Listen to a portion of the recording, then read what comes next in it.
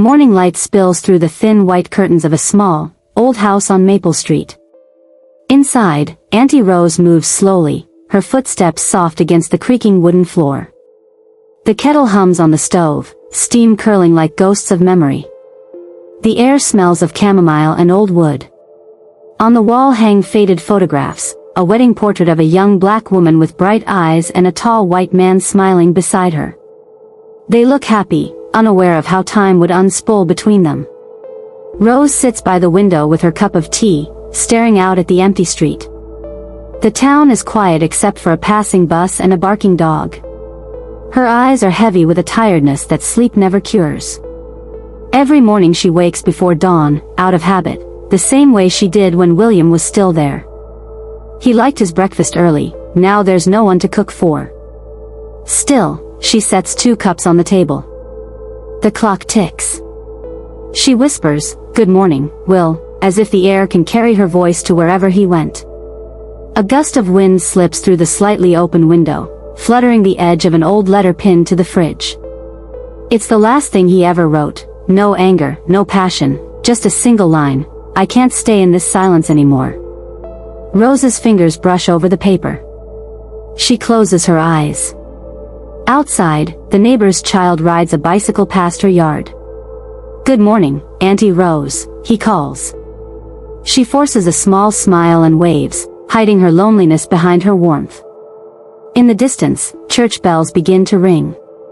She sips her tea, eyes drifting toward the horizon. For a moment, she imagines William walking back through the gate, like he used to, coat half-buttoned, hair messy, grin wide. But it's only the mailman, leaving bills and advertisements. As the clock strikes 9, Rose takes a deep breath and begins her ritual, watering the plants, dusting the shelves, talking softly to herself. "We're fine," she says, "just fine." Yet her voice trembles. In the corner of the room sits a piano covered with a cloth. She pulls the cover away and touches the keys. Dust dances in the sunlight as a soft melody escapes, a tune she and William used to play together. Her voice, cracked but beautiful, hums along. The house seems to breathe again. When the song ends, silence settles heavier than before. Rose wipes a tear before it falls. Then she stands, straightens her dress, and walks toward the door. "Today," she murmurs, "I'll go out." The decision feels brave. She hasn't stepped beyond her garden in months. She puts on her hat, glances once more at the photo on the wall, and whispers, "If you're out there, Will, I'm still here." The door closes behind her with a soft click, and the camera lingers on the empty chair by the window, sunlight spilling across it like the ghost of someone once loved. The afternoon sun lies heavy over Maple Street, pressing shadows beneath the old oak trees. Auntie Rose walks slowly along the cracked sidewalk, clutching a small woven basket filled with fresh lavender from her garden. She hasn't taken this route in months. Her breath trembles slightly from the autumn chill, or maybe from the unfamiliar feeling of being outside. The world feels too big now, too alive, too full of voices that aren't his. Across the street, a moving truck rattles and hums. Boxes thump against the pavement. A young woman with curly hair and large round glasses waves to the driver. Her name is Sarah, though Rose doesn't know that yet. Sarah looks up and notices Rose watching. She smiles brightly, a smile with no caution, no distance. "Hi there," she calls out, her voice clear as sunlight. Rose hesitates, nods politely, then keeps walking. Her heart beats faster, not from fear, but from the quiet ache of remembering how it felt to be known. Later, back at her house, Rose places the lavender in a vase on the table. The scent fills the room, soft and calming. She looks at the second teacup again. "Maybe tomorrow," she whispers, as if William might suddenly appear. But before she can retreat into her thoughts, there's a knock at the door, a sharp, uncertain sound. Rose freezes, her hands trembling slightly. Few people ever knock anymore. When she opens the door, Sarah stands there, holding a plate covered in foil. "Hi," she says cheerfully, "I just moved in next door. Thought I'd introduce myself." Rose blinks, unsure how to respond. The girl's energy feels like sunlight bursting into an old room. Thank you, Rose murmurs, stepping aside. Please, come in. Sarah looks around with curious eyes, the photos, the piano, the faint scent of old wood. This place is beautiful, she says softly. It feels lived in. Rose smiles faintly. It has been, she replies, her voice heavy with memories. They sit at the kitchen table. Sarah uncovers the plate, homemade banana bread, still warm. The smell stirs something deep in Rose, a memory of mornings long gone. My husband used to bake, she says quietly, then catches herself. Used to. Sarah doesn't pry, she just nods with gentle respect. Well, she says, breaking a piece of bread, maybe I can be your new baker for a while. Rose chuckles for the first time in weeks. It's a small sound, but real. You're too kind, she says. Sarah grins. Kindness is cheaper than rent in this town, she jokes, and they both laugh, awkward at first, then easier, lighter. Outside, the light shifts, painting the room gold. Sarah looks at the piano in the corner. Do you play? She asks. Rose hesitates. I used to. Sarah tilts her head. Will you show me sometime? Rose's eyes soften, no one has asked her that in years.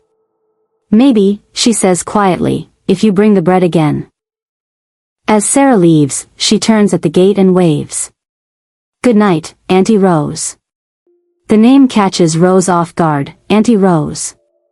It sounds like warmth, like belonging. For a moment, she stands at the door, smiling into the fading light. Inside, she sits at the piano and presses one key. A single note lingers in the air. Then another. Slowly, she plays the tune she once shared with William. But this time, the silence afterward doesn't hurt as much. Outside, in the house next door, Sarah listens through the open window. She closes her eyes and smiles, knowing something quietly beautiful has begun. Rain falls softly that morning, drumming against the old roof like gentle fingers on a drum. Auntie Rose stands by the window, watching raindrops race each other down the glass. The world outside is blurred, gray sky, glistening leaves, and puddles rippling with every drop. She feels the quiet in her bones. It's the kind of quiet that doesn't comfort but listens. She climbs the narrow staircase to the attic, a space she hasn't entered since William left. The wooden steps creak beneath her feet, each sound echoing like a memory refusing to stay buried.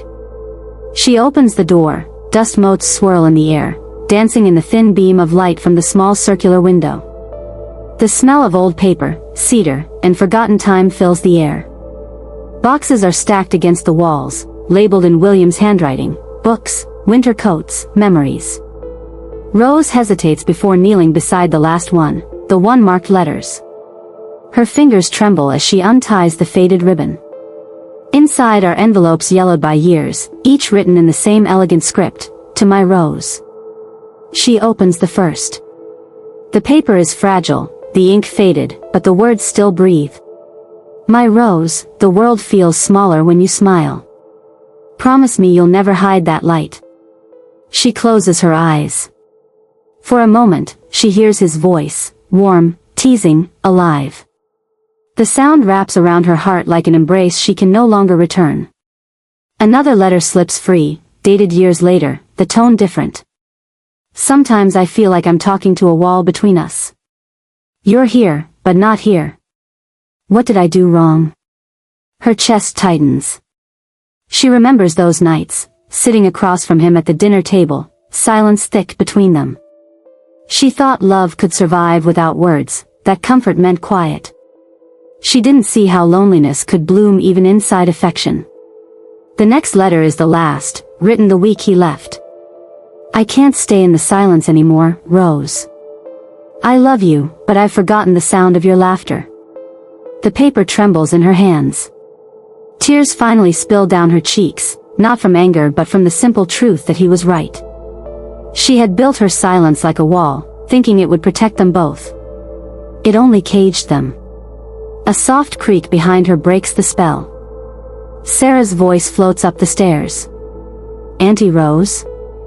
Are you okay?" Rose wipes her eyes quickly and calls back, "Just fine, dear.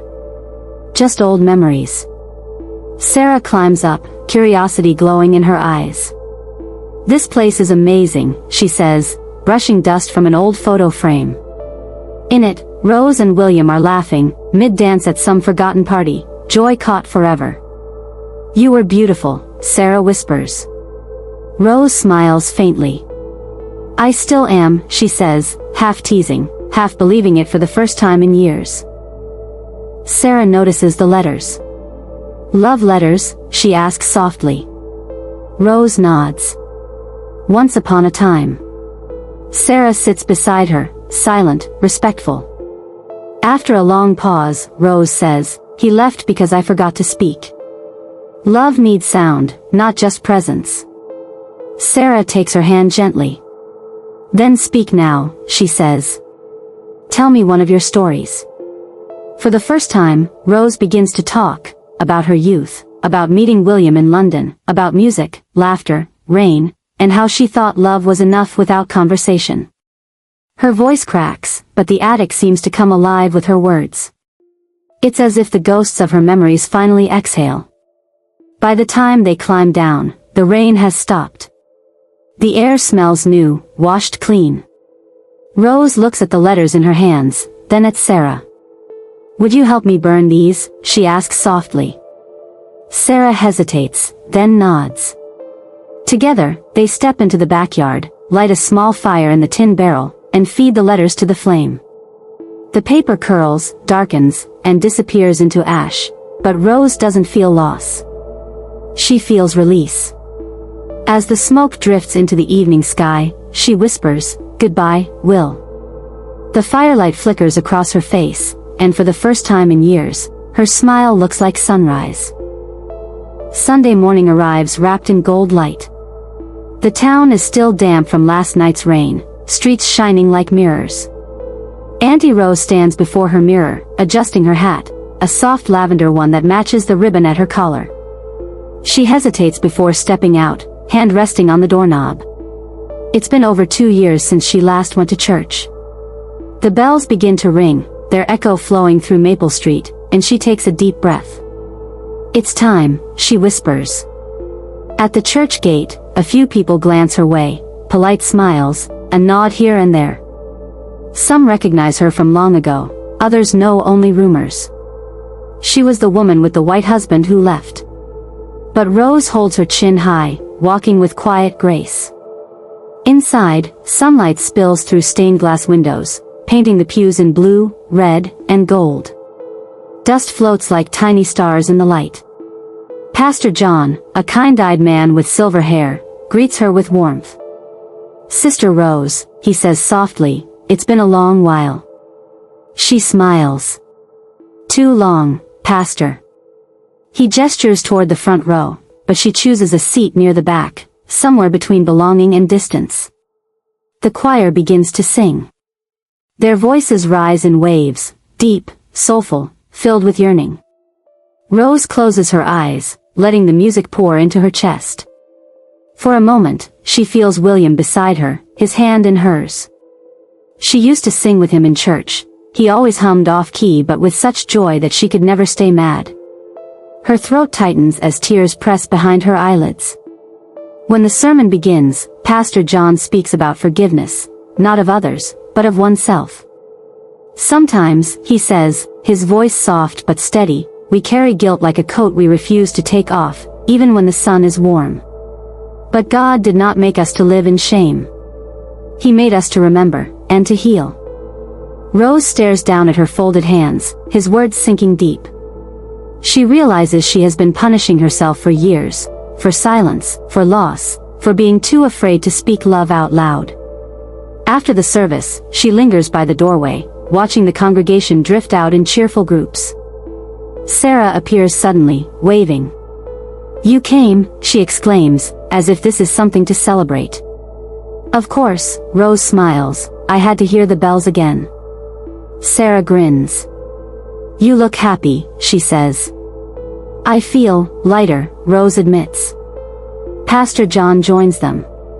Miss Sarah, you must be new in town, he says kindly. Rose here used to sing in our choir. A voice like honey in the morning. Rose laughs nervously. That was a long time ago. But he only smiles. Then maybe it's time you reminded us what grace sounds like. That afternoon, Rose returns home humming softly, the melody of the final hymn lingering on her lips.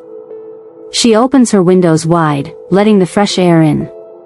The piano waits in the corner, silent but expectant. She sits, presses a key, then another, the hymn's chords forming slowly beneath her hands. Her voice follows, shaky, uncertain, but true. Outside, neighbors pause to listen. The sound drifts down the street, past the oak trees and rain puddles, up toward the bell tower still glimmering in the distance. When the song ends, Rose leans back and smiles. For the first time in years, her home doesn't feel empty. It feels alive. Late afternoon sunlight slants through the lace curtains, filling Auntie Rose's kitchen with warm, golden light. The kettle whistles softly, and she moves with the calm rhythm of someone who has made tea 1,000 times before, spooning loose leaves, pouring hot water, and setting the cups just so.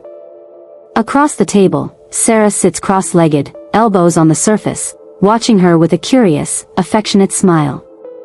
You make tea like it's magic, she says. Rose chuckles. It is magic, dear. The kind that soothes the soul and makes silence less heavy. They sip quietly for a moment. Outside, birds chatter in the fading light, and somewhere far off, the faint sound of children playing drifts through the air. You know, Sarah says, I've lived in 10 different cities, but this place, it feels peaceful. Rose nods. Peace can be lonely too. Sarah looks at her, sensing the sadness beneath the calm. You miss him, don't you? She asks softly. Rose's fingers tighten around her cup. Every day, she admits. But I don't miss what we became. I miss who we were. Her eyes drift toward the piano in the corner. William was kind. He laughed with his whole body. But somewhere along the way, the laughter stopped. And so did I. Sarah leans forward. Did he leave suddenly? Rose exhales slowly. Not suddenly. That's the cruel part. It was slow. Like watching a candle burn lower each night, until one day it just went out. She smiles sadly. He said I was too quiet. That I didn't talk enough. But I thought love didn't need words, that being present was enough. Her gaze softens. I was wrong. Sarah listens, chin resting on her hand. Maybe he didn't understand your kind of love, she offers. Some people need sound, others need silence. Rose looks at her, surprised by the insight. You're wise for someone your age. Sarah laughs. Nah, just observant. My parents used to fight all the time, too many words. Maybe silence isn't the worst thing. Rose smiles, genuinely this time. You remind me of myself when I was young. Full of opinions, too much heart. She rises, moving to the counter, and takes out a small tin box. Would you like to see something? She opens the lid, revealing a handful of old photographs, sepia and soft-edged. That's me, she says, pointing to a young woman in a bright yellow dress, smiling shyly at a camera. And that's William, pretending not to be nervous. Sarah grins. You were gorgeous. Rose laughs, a sound so warm it fills the room. Was, she teases. No, Sarah corrects, are. Just wiser now. They both laugh, not the nervous kind from before, but something real, something shared. The kettle cools, the tea grows lukewarm, but neither moves to refill it.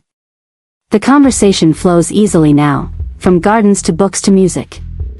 Sarah tells stories about her new job at the library. Rose listens with the gentle attentiveness of someone who hasn't had company in years.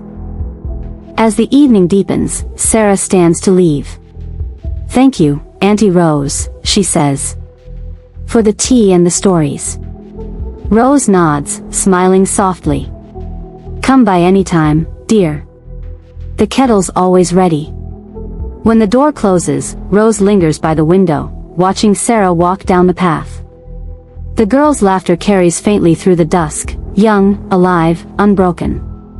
Rose turns back to the table, picks up her teacup, and whispers to herself, "It feels good to be heard again." The clock ticks steadily, and for once, the silence in the house feels gentle, not empty, but full of promise. It is late evening. The house glows softly with lamplight, casting long shadows that stretch across the wooden floor. Auntie Rose sits alone in the living room, a soft blanket wrapped around her shoulders. The radio hums faintly in the background, playing an old jazz tune, the kind William used to hum while cooking on Sunday mornings. The melody stirs something familiar, something she both longs for and fears. Her eyes drift to a small wooden box on the shelf, one she hasn't touched in years. It holds the remnants of a life once shared, trinkets, ticket stubs, Polaroids fading into sepia. She hesitates, fingers hovering above it, then exhales and opens the lid.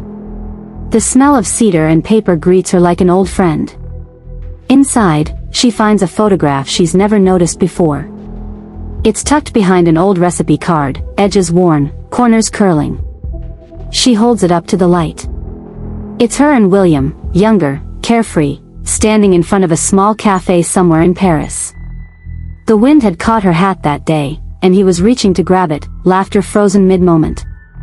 But there's something different about this picture. It's not one she remembers being taken. On the back, in William's handwriting, are the words. She laughed again. For the first time in months. Her breath catches. She remembers that trip, their last vacation together. By then, their marriage had already begun to fray. They were both pretending things were fine, hoping the foreign scenery might fix what silence had broken. She remembers the morning light on the cobblestones, the smell of croissants, his hand brushing hers as if testing if warmth still existed between them. Tears slip down her cheeks. "I didn't know you were still trying," she whispers.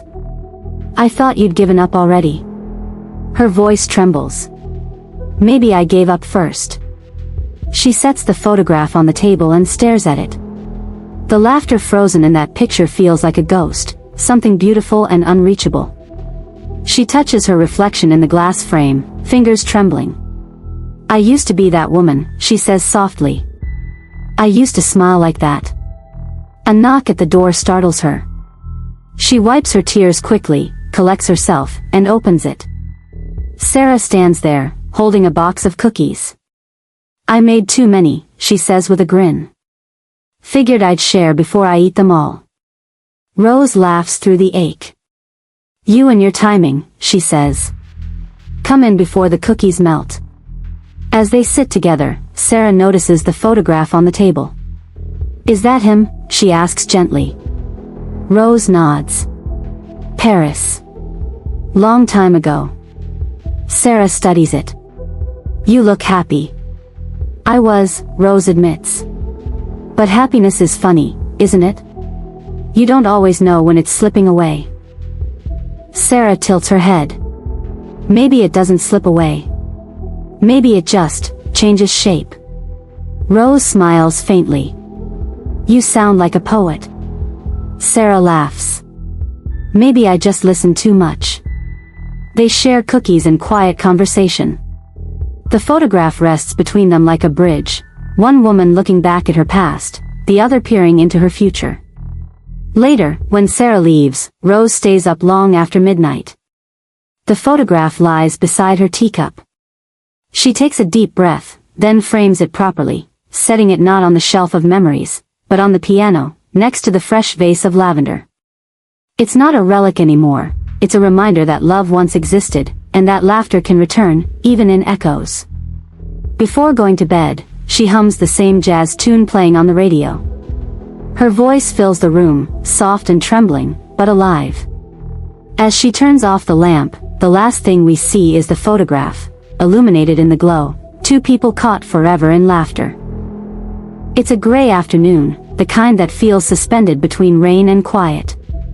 Auntie Rose is arranging flowers in a vase, pale yellow roses this time, a small act of brightness against the dull sky. The knock on the door comes softly at first, almost hesitant.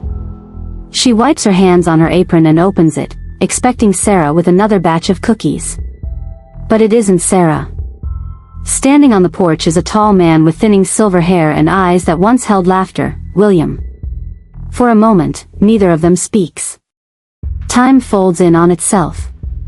The years apart seem both endless and non-existent. Rose's breath catches, the vase trembling slightly in her hands. "Will," she says finally, her voice a whisper. "Hello, Rose," he answers. His voice is deeper now, slower, touched by something fragile, guilt, perhaps, or regret. Rain begins to fall, soft and steady. He looks older, but not unkind. The sight of him feels like seeing a dream she once tried to forget. She steps aside. "You'd better come in before you melt," she says gently. It's the kind of dry humor she used to tease him with. He smiles faintly, grateful. Inside, the house feels smaller with him in it, familiar yet strange. His eyes move over the piano, the curtains, the photographs. "You kept everything," he says quietly. "Even the curtains I hated." She chuckles softly. They keep the light gentle. Not everyone likes being seen so clearly. They sit at the kitchen table, the same place they once shared breakfast every morning. Rose pours tea without asking, because that part of her memory still works. The silence stretches between them, but this time, it isn't cruel. It's thoughtful. Human. "I wasn't sure I should come," he begins. "I didn't know if you'd want to see me." Rose looks at him carefully. "Why now?" He sighs. "My doctor says time's not as generous as it used to be." He pauses, eyes downcast. "I just wanted to make peace before I go." Her heart stirs with conflicting emotions, sorrow, tenderness, the faint sting of betrayal she thought had healed. "You left because I was too quiet," she says, her tone steady. "I left because I was too loud," he replies softly. "I couldn't stand the silence because it echoed my own mistakes." "You weren't the problem, Rose." "I was." Tears well in her eyes, but she doesn't let them fall. "We both were," she admits. "I built walls to protect myself from losing you, and lost you anyway." He nods, eyes glassy. "I never stopped loving you. Not for a day." Her lips tremble into a faint smile. "Then why didn't you come sooner?" He laughs quietly, almost ashamed. "Pride. And fear. The same things that ruined us before." They sit there for a long moment, just breathing the same air again. Rose reaches across the table, her hand resting gently on his. "You look tired," she says. "You should rest." "I just needed to see you smile again," he whispers. "That's all I wanted." Sarah appears at the open gate, waving from outside. She freezes when she sees William through the window, realizing who he must be.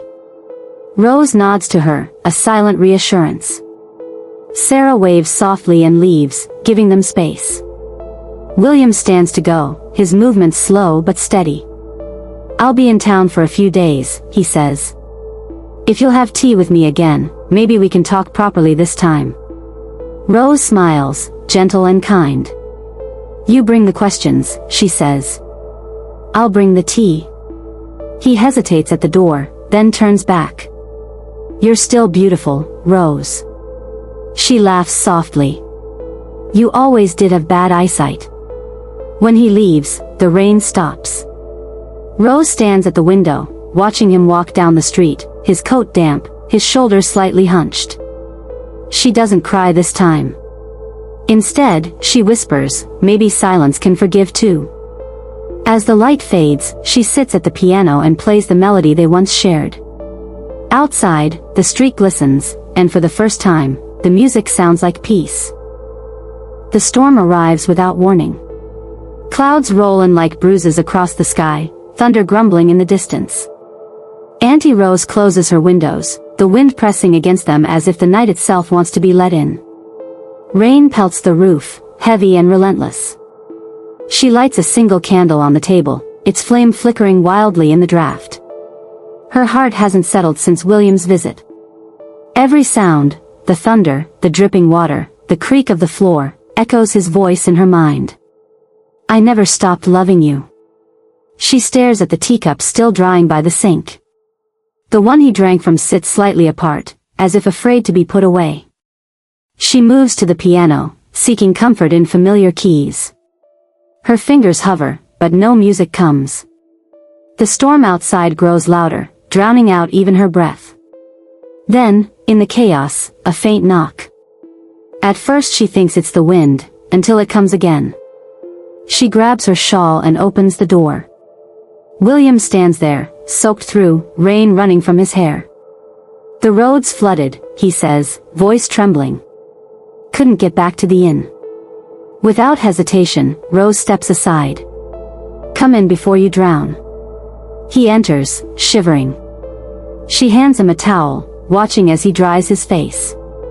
The candlelight flickers across his features, older, wearier, but softened by time. I didn't mean to impose, he murmurs. You didn't, she replies simply. Storms don't need permission. For a long moment, they just listen to the rain. Then she brings him tea, the same way she always did, no sugar, just a touch of lemon. When she sets the cup down, their hands brush. The contact is brief, but it lingers like static. Do you ever think, he begins quietly, that we might have made it work if we just talked more? She exhales slowly. Maybe. Or maybe we were meant to fall apart so we could understand what love really costs. He nods, staring into the candlelight. I thought time would make it easier. It didn't. She smiles faintly. It never does. Lightning flashes, illuminating the room, the photographs, the piano, the two of them sitting across from each other like ghosts meeting halfway between worlds. For a heartbeat, the years disappear, then the power goes out. The room falls into darkness except for the trembling candle.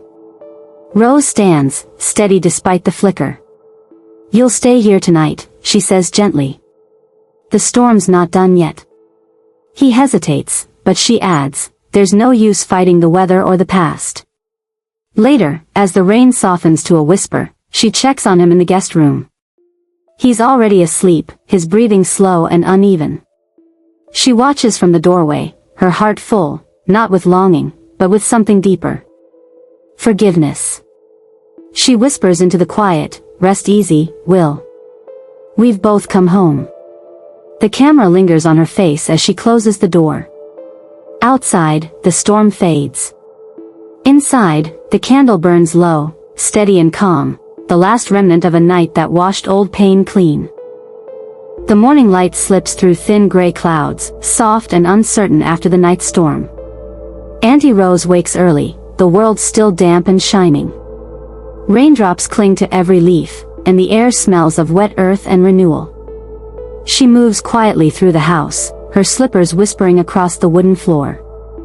In the guest room, William still sleeps, his coat folded neatly on the chair. He looks older in daylight, fragile but peaceful, as though the storm drained years of restlessness from him. For a moment, she just watches. Memories rise like gentle waves, their first morning together, the laughter, the burnt toast, the warmth of simpler times. But now, there's no bitterness. Only distance, softened by compassion. Rose turns away and goes to the kitchen. She prepares breakfast, eggs, toast, and tea. The clatter of the pan wakes him, and soon she hears his voice from the hallway. That smell, haven't changed one bit. He appears in the doorway, hair messy, smile uncertain. You always cooked too early. She glances over her shoulder, half smiling. Some habits survive the people who start them. They sit across from each other at the table again, steam rising between them. The silence is warm this time, not an absence, but a space where things can grow. He looks down at his plate, then up at her. Thank you. For last night. For not turning me away. She shakes her head gently. You needed shelter. Everyone does, sometimes. He nods. You were always stronger than I knew. Rose doesn't reply. She takes a sip of tea instead, letting the quiet speak for her. Through the open window, birds begin to sing, small, fragile sounds of ordinary life returning. After breakfast, she steps outside to hang laundry, and William follows her to the porch. The garden glistens with water, every flower bent but not broken. You kept the roses alive, he says softly. They survive anything, she answers. Even neglect. A long silence. Then, his voice trembles slightly. I'm sorry, Rose. For the way I left. For not writing. For thinking distance would fix what I broke. She turns to face him fully. Her eyes are calm, her voice steady. You broke more than promises, Will. But you were not the only one who failed. I stopped fighting for us long before you walked away. He swallows hard, eyes glistening. Do you hate me? She shakes her head slowly. No. I pitied you for a while. Then I pitied myself. But hate? No. I learned it poisons only the one who holds it. The wind stirs, brushing her hair across her face. He steps forward, gently tucking it behind her ear, a gesture so familiar it hurts. You still talk like a poet, he murmurs. She smiles faintly. And you still listen like a ghost. They both laugh softly, the kind of laugh that ends in quiet rather than echoes. In the distance, Sarah waves from across the street. Rose waves back, and William smiles. Your friend? My student, she says. I teach her how to listen. The day passes in soft gold sunlight. Auntie Rose sits by the window, mending a torn cushion, while William dozes in the armchair beside her. The radio hums softly, an old jazz tune that drifts through the quiet house like a memory refusing to fade. For the first time in years, there is peace in the air, not the hollow kind, but one that feels earned.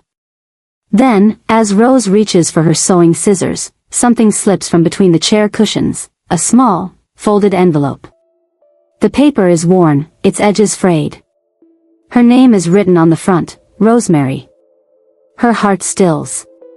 It's his handwriting. William stirs awake as she holds it up. What's this? She asks.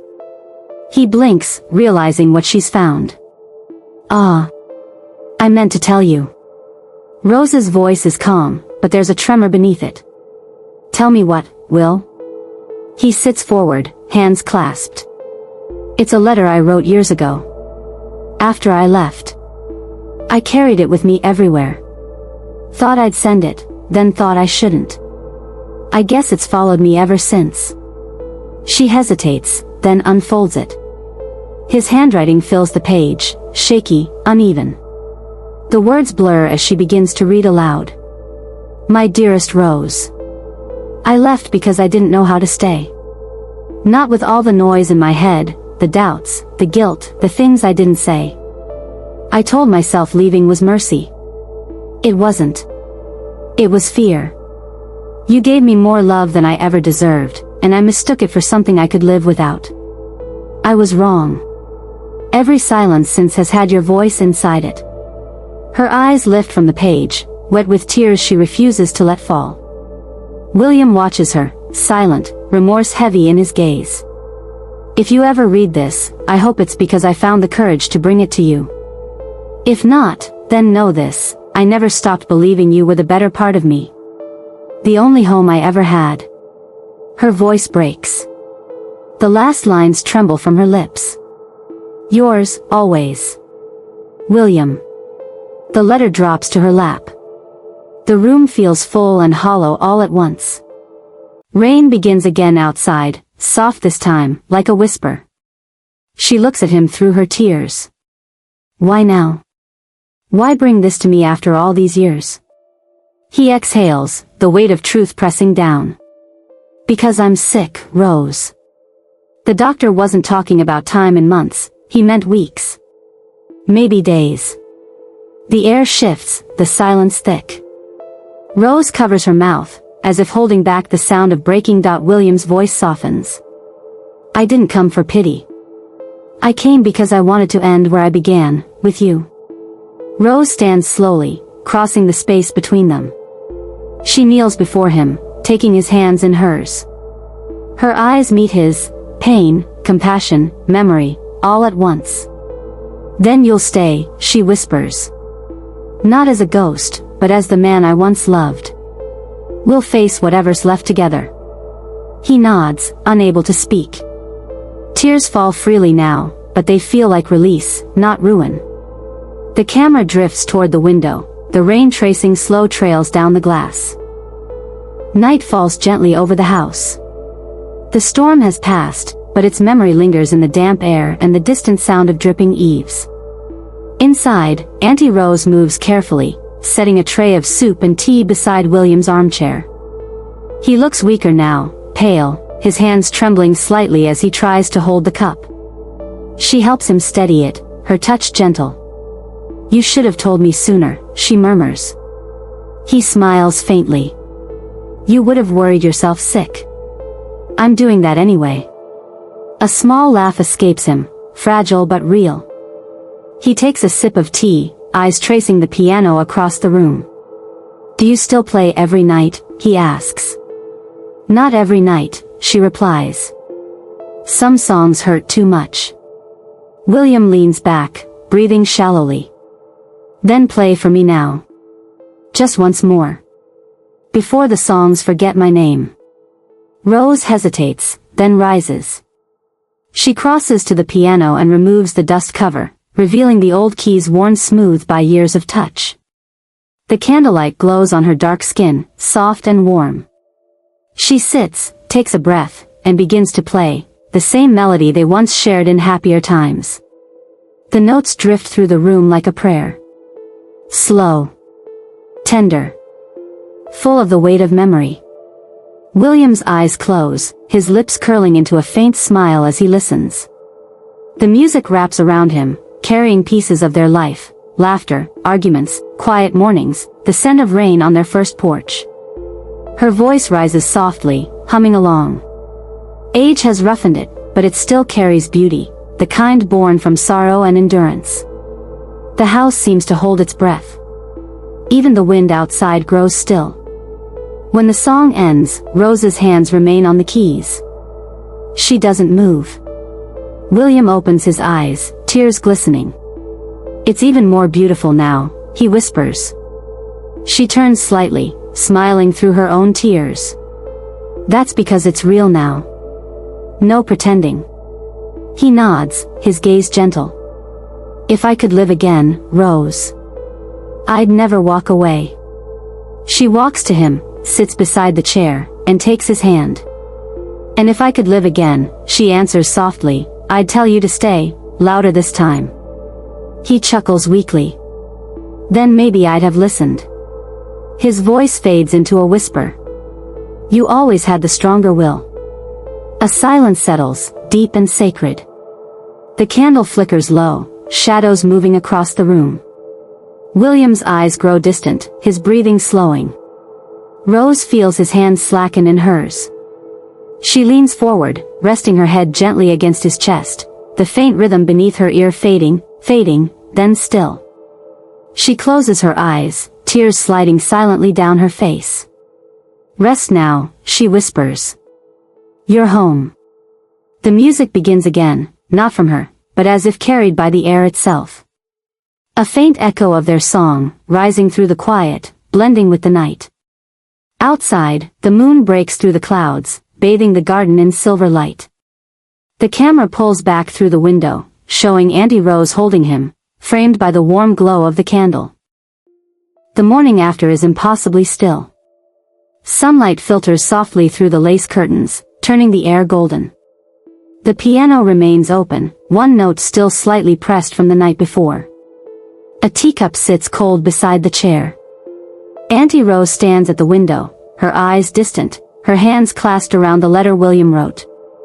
The room feels full of him, the faint scent of his aftershave, the indentation on the cushion where he sat. Yet there's no sorrow on her face now, only the quiet dignity of someone who has walked through every season of love and come out whole. She moves slowly through the house, touching small things as she passes, the old photo frame, his hat on the hook, the folded blanket he never used. Then she opens the back door and steps into the garden. The world outside glistens with dew. Birds are singing, timidly at first, then brighter. The roses are blooming, heavy with water and color, red, white, and yellow all tangled together. She kneels by the patch William once helped her plant. With careful hands, she begins to dig a small hollow in the soil. She unfolds the letter one last time, presses it to her heart, and whispers, "You've come home, my love." Then she places it gently into the earth, covering it with soil, her fingers trembling but sure. As she works, Sarah appears by the gate, hesitant. "Auntie Rose," she calls softly. Rose turns, smiling faintly. "He's gone," she says, her tone calm, not broken, not heavy. "But he's here too. Every leaf knows his name." Sarah walks over, kneeling beside her. "Do you want me to stay?" Rose shakes her head. "No, child. Go live. The world doesn't stop for the ones who've gone, it sings for them." Sarah hugs her tightly, then leaves. Rose remains among the roses, her dark hands resting in the soil. The wind stirs gently, lifting the hem of her dress. Somewhere nearby, a wind chime begins to sing. She stands, brushing her palms clean, and looks toward the horizon. Her voice rises, soft and clear, "Goodbye, Will. Thank you for finding your way back." The camera pulls back as she walks slowly through the garden, sunlight spilling over her. The roses sway in the breeze, petals falling like quiet blessings. The piano melody begins faintly again, their song, now played not in sorrow, but in remembrance. The screen fades to white as her silhouette disappears among the flowers. Then, in black text, "Some loves don't end. They just learn how to bloom again." The music lingers, gentle, hopeful, eternal.